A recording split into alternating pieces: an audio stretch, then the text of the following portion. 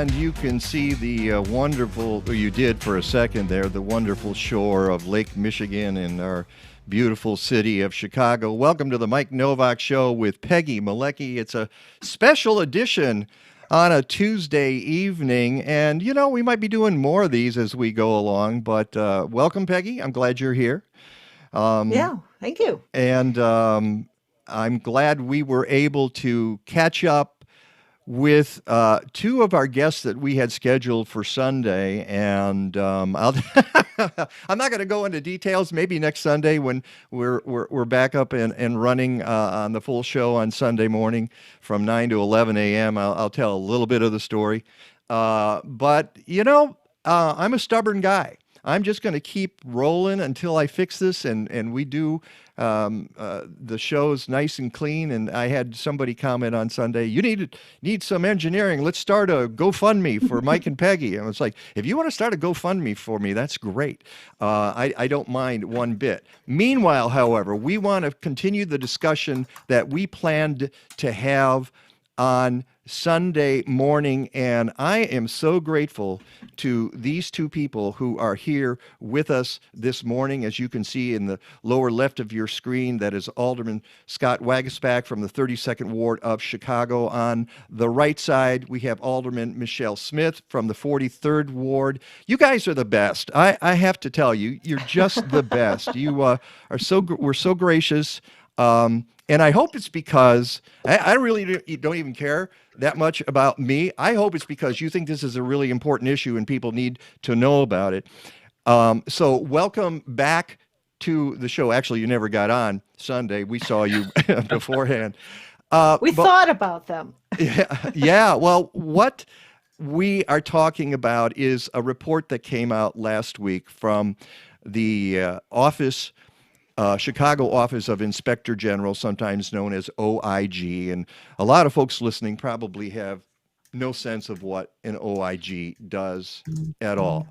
But they do know about recycling in Chicago. If you've lived in Chicago for any length of time, especially if you've moved here from other big cities, often you're scratching your head and saying, what's wrong with the recycling system? Why doesn't this work?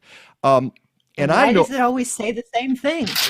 Yeah, and it doesn't change. And why do people keep doing reports about how bad it is and it never changes? Well, guess what? We had another report last week from the OIG about specifically high rises and how the recycling system is not working. And this is following on the heels in 2017 of a new ordinance that I assume both of you were part of, Alderman Smith and Alderman Waguespack. And by the way, in the 21st century, some people call Alder.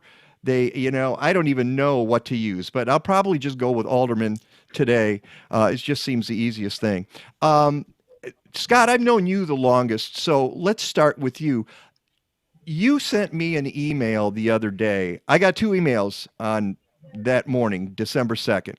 One was from the Office of OIG, or rather the Chicago OIG, the Office of Inspector General, and one was from you. And they were within minutes of each other. And you and I went back and forth a little bit, and I have rarely seen you so angry. I know it was just an email. I couldn't hear you, but I could see it in what you were writing. You were really frustrated. Tell me why you were frustrated with this report. Well, I think the bottom line is that, the history of the residential and commercial recycling ordinance goes back to the early 90s under Mayor Daley. And year after year, we've always been told, hey, we're improving, we're doing things better. But in essence, we never really saw the Chicago recycling percentage or waste diverted go above 10%.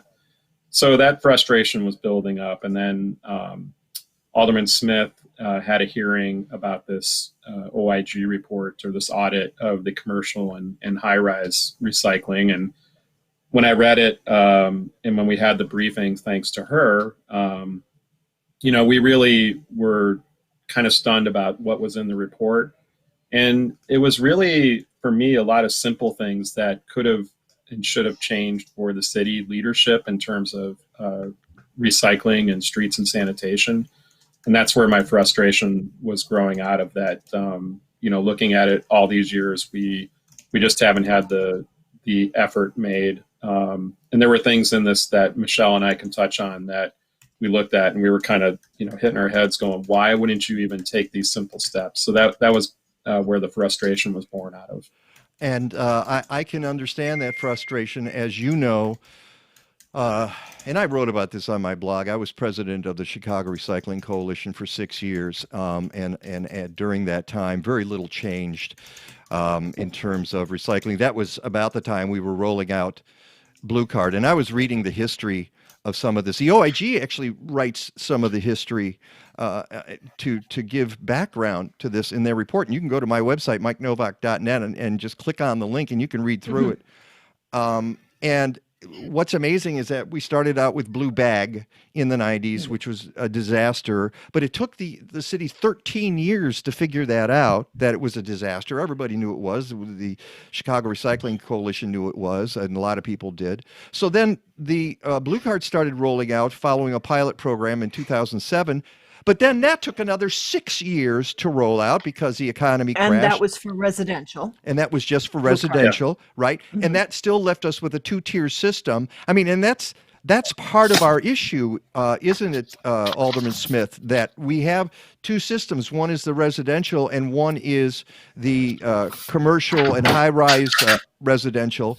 And so we're dealing with two aspects. And one of the things that I noted from the OIG report is that the Department of Streets and Sanitation, and this is the first time I said those words because this is about them, the department, the DSS. They said, well, we're focusing on residential, so we really haven't focused on the high rise. I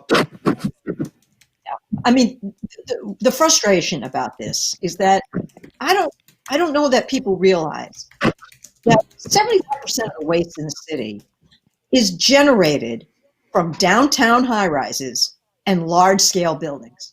So with all what percentage was that? 75%. Wow.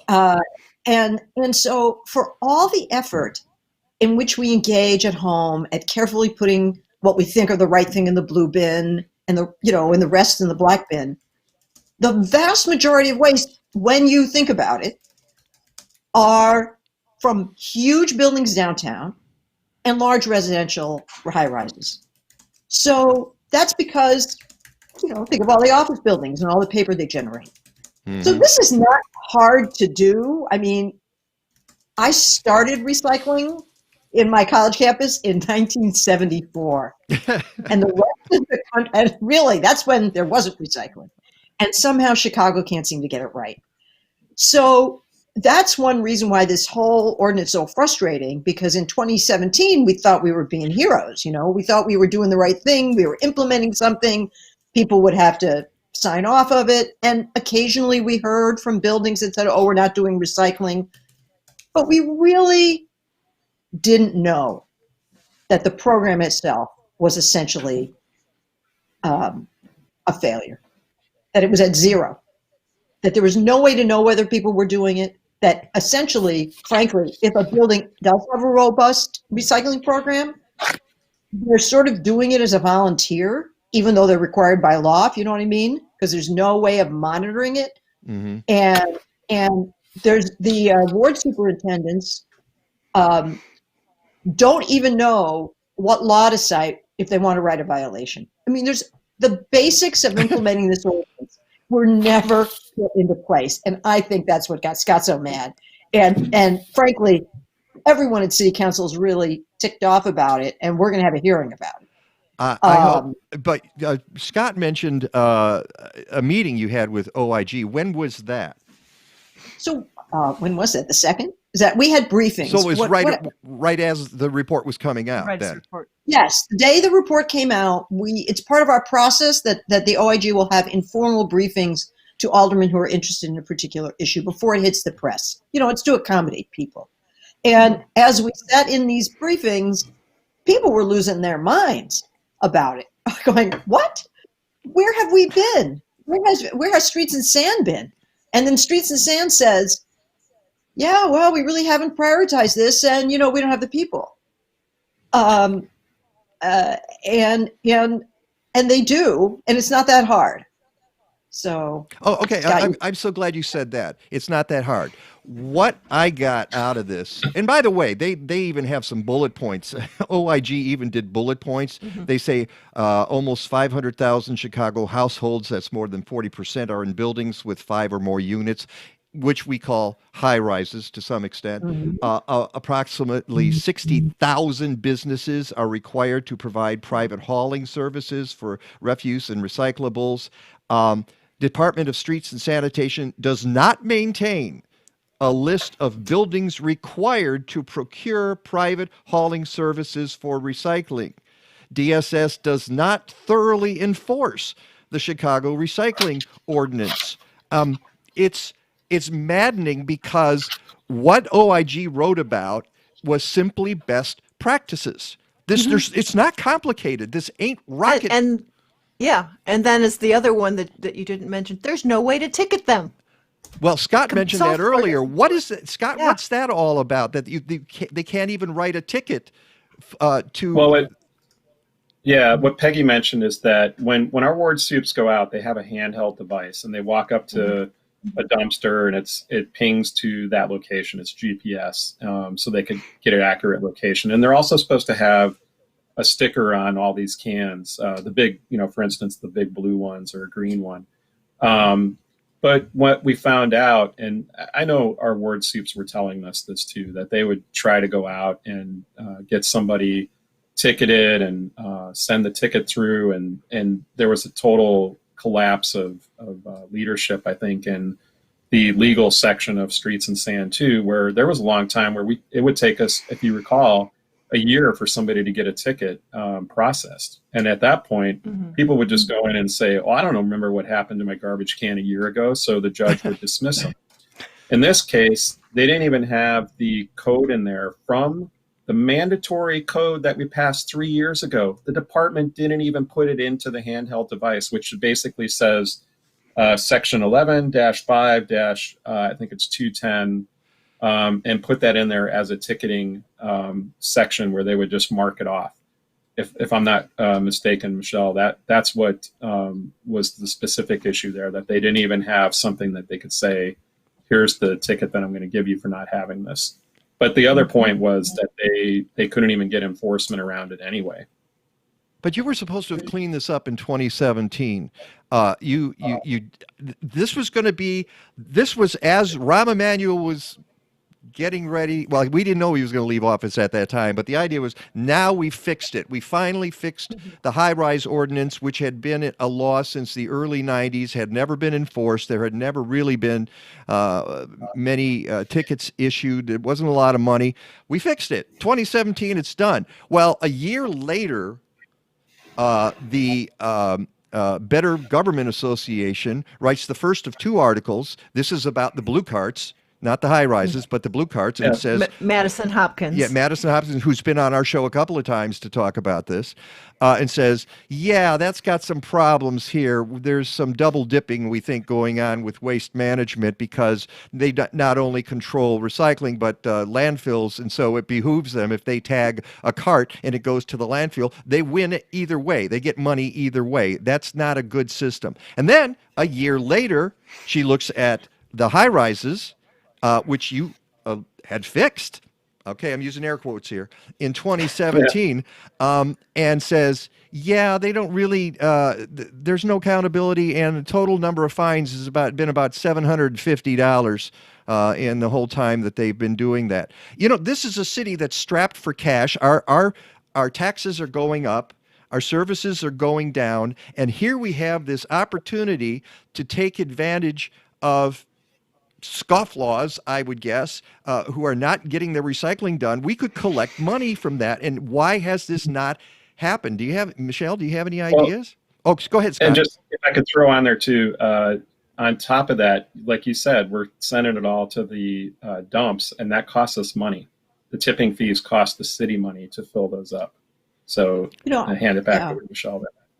Yeah, well, listen, during our budget hearings, some of this was known because of these BGA articles that hadn't come out, but we knew a little bit And I remember hearing the guy who's actually in charge of recycling at the city, who's been there a long time, said, well, in past administrations, this wasn't really a priority, but it is nice that the current administration is actually interested in getting all of this done. So I thought that was a very telling comment. And by the way, I know who you're talking about because I have sat down with him as well, and his name is Chris Sauvé, right? Chris, right. Okay, Chris Sauvé, who, in my estimation, is a survivor. This is a guy who was in the Daley administration. He was in the Emanuel administration. Now he's in the Lightfoot administration. So he should know something about this, and he's a good guy. But it makes me wonder why he hasn't been able to get anything done through all of these administrations, and I don't want to, and I don't mean to interrupt you there, Alderman Smith, but it makes me wonder what's the role of DSS in this? They almost seem to me, and I posted this, I think I wrote this to Scott, they almost seem like a rogue organization that you can tell them this needs to get done, we'll pass a law, and it all gets ignored. I have sat, at the Chicago Recycling Coalition, sat opposite them in meetings, and I know they're alive because they're breathing and they blink, but sometimes it feels like nothing's getting through and they're going to do whatever they want. So without throwing DSS under the bus, I don't know who to turn to make things happen. Obviously, the mayor's got to be part of this. And I don't know where she stands. That's another thing. And I'm speaking way too much. I'll let you guys talk in a second. But my feeling is a year and a half into the mission, I'm not sure that she really cares about this particular issue and about the environment in general. So, okay. Well, now, I guess here's what I'll say. Yes, this is an important environmental issue, but it's actually about how governments run. That is, how do you care about doing the thing that you're charged with doing and doing it well? This issue could, in a lot of ways, could be applied to everything from business inspections to building inspections. You give government a mandate, and do they actually do it? And one thing that I will say that the Lightfoot administration is trying to do is trying to run the city better. This is the blocking and tackling that doesn't get you a whole lot of big headlines, but on the occasions where I've had to talk to the mayor about things, her frustration is about this kind of thing. Contract administration, compliance, trying to get, and certainly Scott's been the expert on trying to get workers' compensation fixed after 100 years of dysfunction. But I truly do not understand. Having said that gives me a little hope, but I really don't understand an agency that just decides, gee whiz, we're too busy, we're just not going to do this. And I think that's either a lack of leadership or such a lack of resources that you just can't get stuff done. And I don't know which it is. Well, I wonder what that is myself. Scott, do you have any observations? I give it a little bit of the former, and I think that's because when I look at the work that you've done at CRC, that you've done on this show, and the activists that are out there with IEC and that umbrella organization, Field Museum, Shed Aquarium, all these different environmental issues we've been talking about, we never got any headway in the last administration. And you remember when we had the Department of Environment, we were starting to see a little build up on some of these issues. Yes. And then when Ron came in, killed it off. We haven't had the budget available to recreate that or restart it. However, the mayor has tried a couple of environmental issues, tackling those. With General Iron, we've been going hard after them. We've been able to get meetings that we never got before. When we're looking at the clean air solutions that the mayor put on the table, there were a bunch of aldermen who pushed back against that. So I think she's cognizant of those concerns. And then when you look at this IG, the IG is now coming to Alderman Smith's committee and being able to talk to us about these reports, whereas before they were always quashed. The IG was never allowed to come before the city council in anything other than the budget session and talk to us. So I think what we're going to get here is an opportunity for the first time in all the time I've been alderman, through 3 administrations now, to really get the things done that we want. And that's why I don't have a problem calling out DSS and saying it's a failure of leadership there. They had every opportunity to, over the last 3 years, to start working on this particular issue of the high rises. You know, what was amazing to me was that they said a couple things there that really stuck out to me. That, number one, no hauler was ever fined. They didn't even ask for the reports from the haulers. Right. They did, but they got 9 out of the 15 or whatever that number was. And the people who didn't provide the reports, they didn't make any effort whatsoever to find them, to say, we want those reports and we're going to take that report, because we've got groups like CRC doing FOIA requests and demanding that information to propose a better way of operations, and they just blew them off, and they continue to blow them off, from my understanding. But the other thing there was what Michele said, and I think Peggy might have said it too, was they prioritized the blue cards. Well, why wouldn't you prioritize the whole system? And to me, that's just a failure. And I'm hoping that the mayor doesn't stand for it and says, look, this with the amount, the tens of millions that we pay for these waste haulers to take it to a dump and never divert that waste.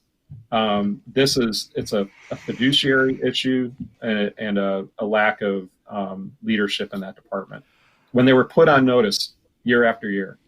Yeah, and my fear is, however, we've been down this road before. You and I together, Scott, have been down this road before. The people at CRC and other organizations have been down this road before. And what happens is that there's a little flurry of activity, and then everything dies down and things go back to where they are, which is our 8.8% blue cart rate. You know, if they've been focusing on blue cart, where are the results? Is what I want to know. Why is that rate so awful? Well, Yeah. you know, there really is no, unfortunately, and I think NPR, National Public Radio nationally, did a series of reports on the failure of plastic recycling that would really be worth reviewing, where they basically said plastic recycling was never, beginning in the 70s, supposed to be about anything more than milk bottles. But when it got beyond that, it became just a PR thing that it was easy to recycle plastic run by the plastics industry. And I think that the real, why Chicago is behind other people, I think is a failure of leadership. But as I understand it, our landfill costs are still less than substantially less than in places like New York or California. Sure. And Washington. So therefore, the raw economic incentive, like you've got to change because otherwise you're dumping all your waste into the Atlantic Ocean, that forces people's hands. And unfortunately, in government, sometimes it comes down to that. And so while I completely support recycle everything I can, looking for more ways to recycle, government doesn't always move unless they have no other choice. And I think that the Streets and Sanitation Department had no pushback internally because, you know, they could for another 10 years, there'll be landfill space in Chicago. But doesn't And inexpensive landfill space. But doesn't political will enter into us at some point? This is 30 years of failure and constantly being called out on that failure, and nothing changes. That's why I think, you know, Peggy said something before the show started.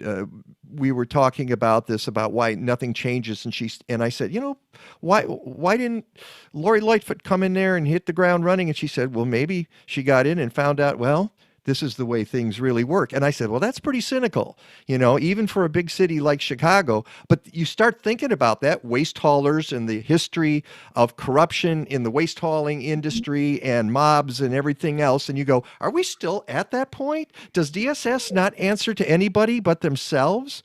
Are we there? Or am I just really being too cynical myself? Well, I think we're there. I think we've been there, like you said, for a while. But I think it's been a good opportunity for us to utilize the report or the audit of the IG to really open this can of worms up and show them, what an epic failure this is on the leadership level.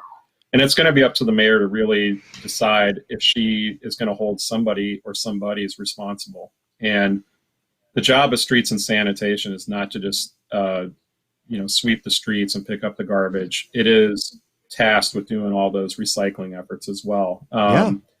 That's part of the job, unless we go back to the Department of the Environment. And again, it was a promise that was made by the current mayor when she was running for office. And I keep waiting for that to happen, because if it's too much for DSS, another thing I've said is maybe we need to break up DSS. Maybe they got too much on their plate. They can't handle all of it. So how about that Department of the Environment that can look into these issues? I think, actually, in answer to your question about, is this just some old Chicago way? Like, maybe it is, but I used to be a prosecutor, so I don't think everything's a crime. Okay. But I will say this. I think it's much more the reality of coming into office and realizing every rock you overturn, there's another rock underneath. There's something I'm more. finding that still. It's because there's so much that's wrong from just, I call us sometimes leaping into the 20th century in our government. And I when I first started as an alderman, we still paid for things with a 4-part carbon form. Who even knows what that is? And that's how the city has been technologically. Peggy's raising her hand right now. She knows what a 4-part carbon. I said we're recyclable? using 4-part carbon form. Yeah, he's too young. He's too young. And so I tend to attribute things more to incompetence and lack of being able to see things than venality. If this some of it there and said, one guy's been in this job all this time, he's a nice guy, and right now he's saying, isn't it nice to have somebody who is making this a priority? Well, where have you been? Why weren't you? Well, why weren't you raising the banner and coming to people who were friendly to you? Well, I don't know, but now we have to fix it. Because we don't even know which buildings are not recycling. I mean, and I'm going to blank on her name, did the My Building Doesn't Recycle app 3 years ago. Mm-hmm. Yeah. Or 4. It was 3 or 4 years ago. And people responded like crazy. Hundreds of people said, what happened to that? Again, we had the little dust up and then it all went away. Mm-hmm. That's isn't that the basics? When you're picking up garbage from a place, you say, oh, by the way, do you recycle? It's like, check it off on the form. And then not going to the haulers themselves and saying, you need to tell us which buildings are not doing this, or you won't have a contract. And that's easy to do. I mean, that was one of the solutions that we threw out there was, why don't you just go to the haulers and ask them for the list that they're supposed to keep anyway? And the commissioner has the authority to do that. And this commissioner and the last ones did not do that. And another alderman brought up the point of, because somebody said, well, how do we find all these buildings? I'm like, what? Why is that even a question? Why are you even asking that? It's so simple. And we have these lists. The life safety ordinance has a list of those high-rise buildings or mid-rise buildings. So it's not that we're incapable of doing it. Again, it just goes back to people just shrugged their shoulders and said, everybody sees those blue carts and they look really cool, and the aldermen focus on those. So let's just, stay on that. Yeah. They're really cool, except in my alley, people keep throwing junk in my blue cart. And I have taken, sometimes I haul it into the garage because I'm like, you're not going to dump in my blue cart. Okay. I'll just put it in the garage. And not a lot of people don't have garages, but I'm terrified that I'm going to get one of those tickets because I have waste management. They pick up my I'm in Logan Square, and they handle it here. And if I get one of those tickets, the top of my head is going to go straight into the stratosphere. Okay, because I'm the recycling guy. I don't want that to happen. We just have a couple of minutes here, but where we're at now, so OIG, the IG goes to the Streets of Sand, and Streets and Sand basically, it's so funny to read this report because Streets and Sand is basically saying, yeah, we didn't do it right. We'll do it better next time. Yeah, I'm so glad you pointed that out.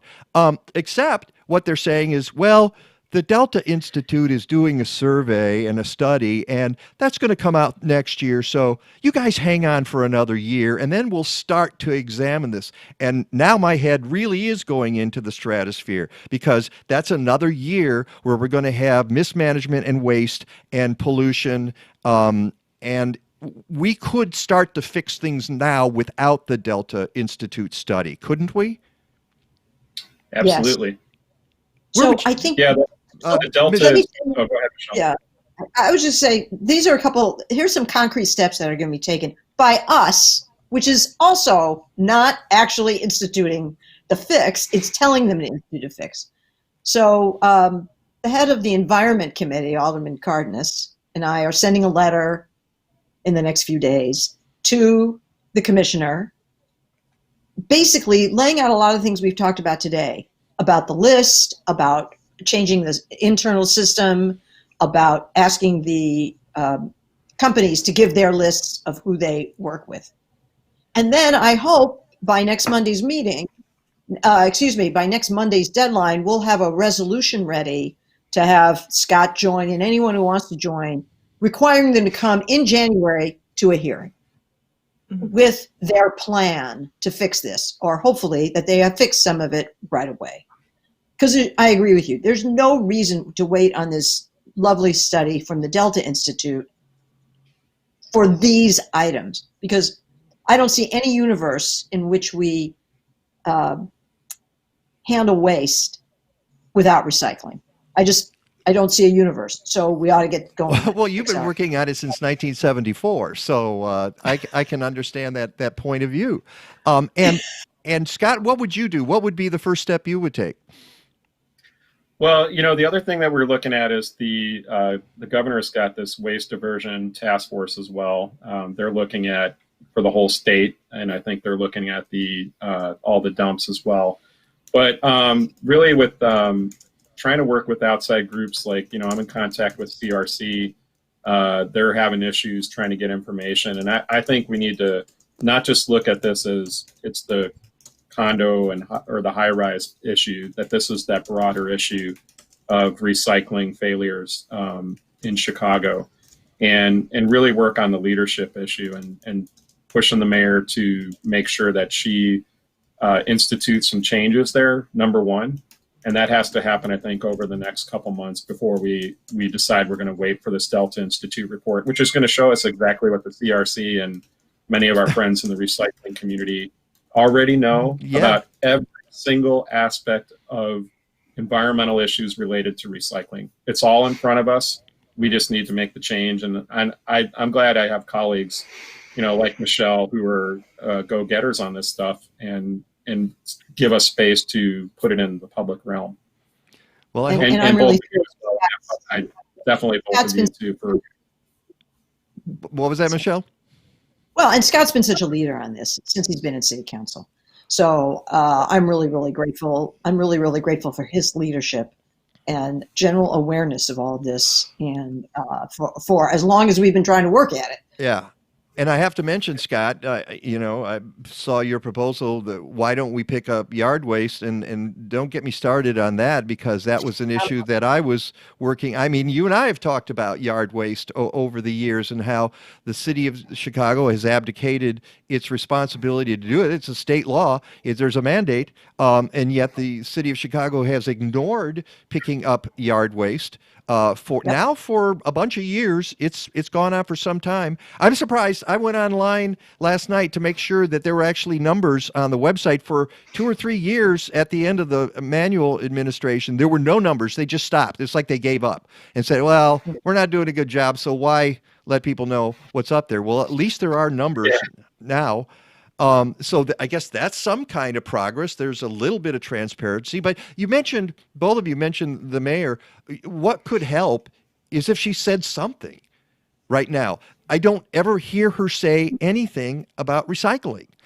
In the wake of this might be a good time to just get something going until we have that Delta Institute study next year. Start something. I mean, just give us confidence that you're cognizant of how terrible this is in the city of Chicago. Anyway, all right. Yeah, I agree with you, and I want to get it done for my kids and future generations.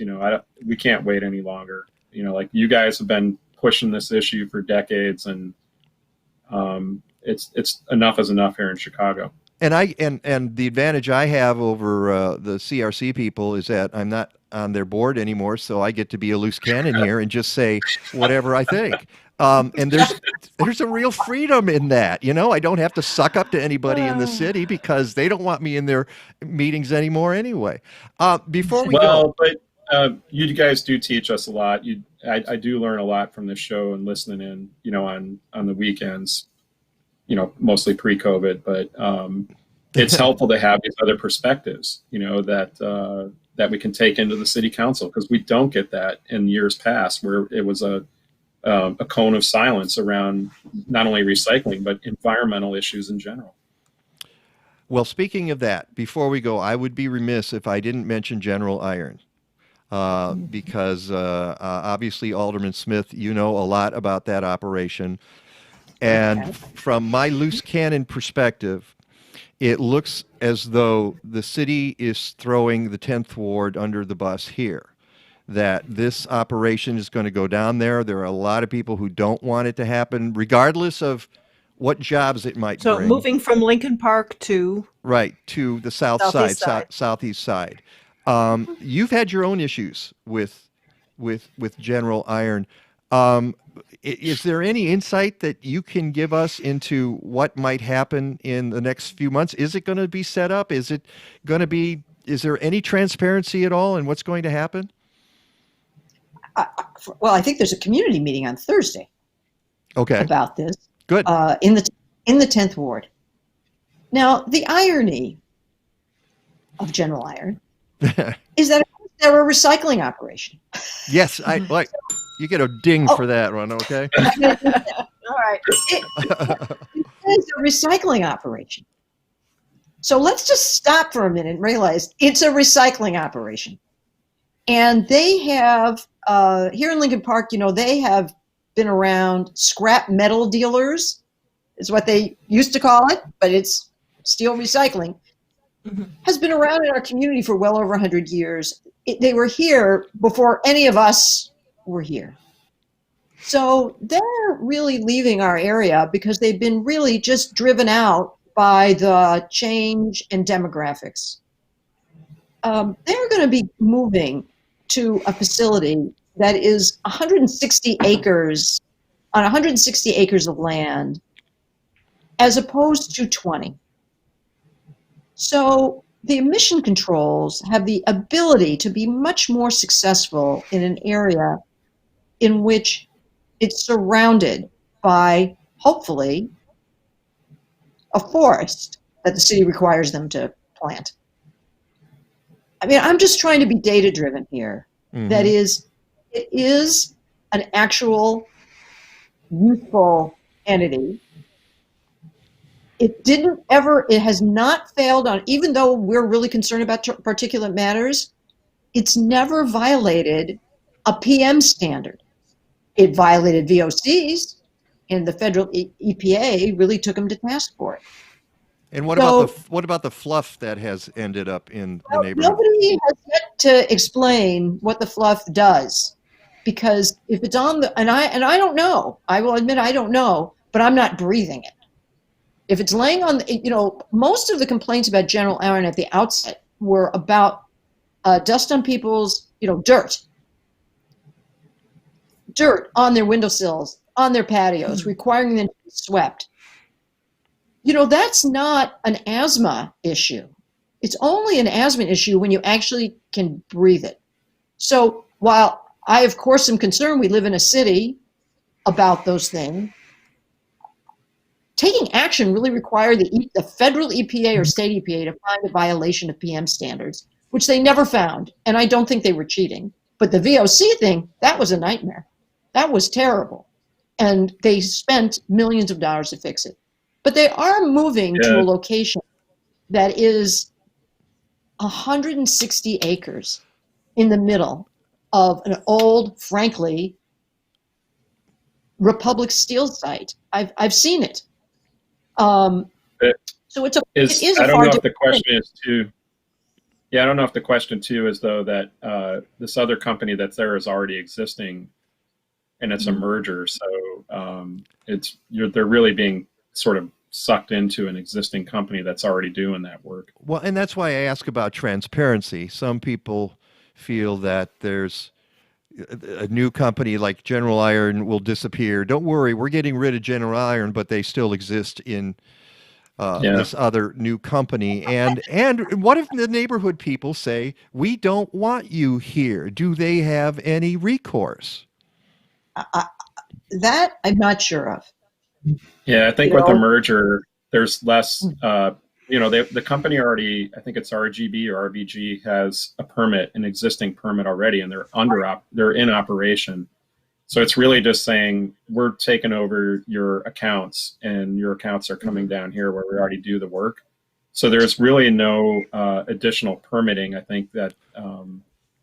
But I'll wait for the public. And I look at that, and then we can wrap up here. I look at that, and I look at also the plan to increase the landfill at the mouth of the Calumet River, and it's just insult to injury. It seems to me a lot of folks have dealt with a lot on the southeast side of Chicago, and Alderman Smith, I'm not telling you to not to have your own opinion about this. I'm just saying that I hear from those people. I have had them on the show. They're very concerned about this because it just seems like every time there's an industry like that, and recycling industries can be very dirty. There are some very dirty recycling industries. It ends up in their neighborhood. Mike, I think that's where the new clean air ordinance was targeting. New companies going in, trucking companies, recycling companies that were getting new permits as opposed to existing ones. And that's the one that the alderman basically shot down about a month ago. So the mayor is definitely going to be coming back with a revised version of that. But that's where we got to target these industries with the Clean Air Act or ordinance. Sorry. Yeah. Absolutely. I think there's actually, I completely agree with Scott that to the extent that people are concerned and we can identify the issues of these industries, there has to be as tough a regulation as you can get, because there's no doubt that General Iron up here were slobs. I can't describe it another way. But let me point out another thing that's really important, which is there are, obviously Chicago used to be one of the queens of heavy industry in America, and especially in the steel industry. And the outcome of that has been acres and acres and acres of old industrial sites that need to be brought back to life in some way. And one thing that we've been looking at is trying to transform old industrial sites into green space. Because we know, as a result of COVID, the importance of parks and green space more than ever.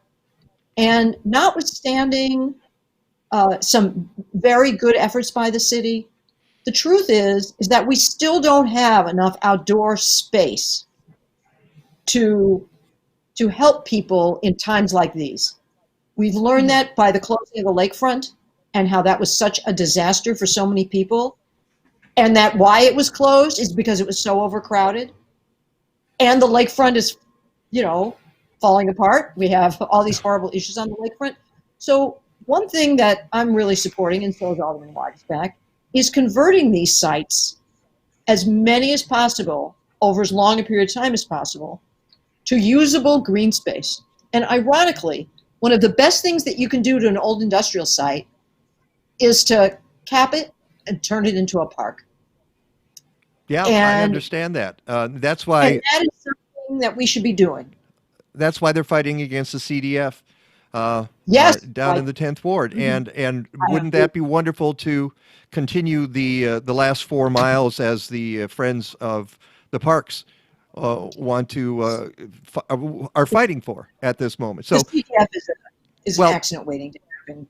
yeah, it 50 is. I years. mean, with the lake, you just mentioned yourself, the shoreline is crumbling. Peggy lives on very close to Lake Michigan, and sees it all the time.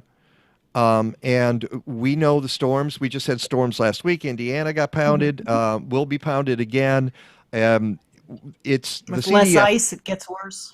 Yeah. Yeah, Yeah. and this is already a very warm start to the season. How much ice will we have? It's hard to say. It should, at this point, I should be saying, stay tuned for meteorologist Rick DeMaio, but he's Yeah. On Sunday, stay tuned for me. Yeah. I hope we do a Yes. program on the CDF because that is terrifying.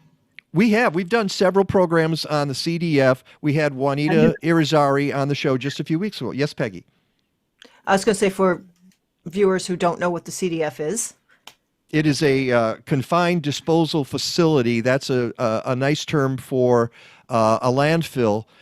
They want to take the landfill that is taking the toxic waste out of the Calumet River. It's right at the mouth of the river where it comes in from Lake Michigan. 95th. I'm not sure exactly that. the street, but they want to build it vertically and add to it rather than return it to the city, which was supposed to have been done in 1994.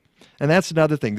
Every time you turn around, there's some history here that makes you scratch your head and wonder why why the people didn't win at that time. That should be a park right now. So Alderman Smith, I agree with you. Cap it, turn it into a park, get the Army Corps of Engineers out of there, figure out someplace else to put that waste. Cut the runoff that's causing half of the stuff that's being dredged up. And these are the things we talk about on this show because I feel, and I think, Scott, you agree with me, that not enough people are talking about these things. You know, in an age of COVID, we've all, and the craziness out of Washington, D.C., we've been very focused on that. But this stuff is still going on. There are just so many issues that we need to address right here in our own backyard. So I can't tell you how much I appreciate both of you being on this extra segment of the Mike Nowak Show with Peggy Malecki. Thank you guys so much, and thank you for your work, and keep fighting. Thank Happy you so holidays. much. Thanks for having us. Oh yeah, almost forgot about that. Holidays, yeah. Happy holidays coming up. You guys have a wonderful. All right, take care now. Bye-bye. Bye-bye. As I said, the Mike Nowak Show with Peggy Malecki. Boy, it was great having the two of them on the show. Let's let people know that we are going to be back on Sunday. See, everything went fine for all you people worried about the tech. Just as I say that, something's going to blow up. Shh, be very, very quiet. Don't say it too loudly. So I just want to invite people to be with us on Sunday morning. And I think this Sunday some of the things we'll be talking about is getting through COVID and the holidays. We hope to be talking about how to feed people, how to keep some restaurants in business. How to give back a little. Yeah, that's kind of where our focus, I think, is going to be. And then on the 20th, we are reprising, the annual performance of It's a Wonderful Slice of It's... Do I need to start practicing Buffalo Gals?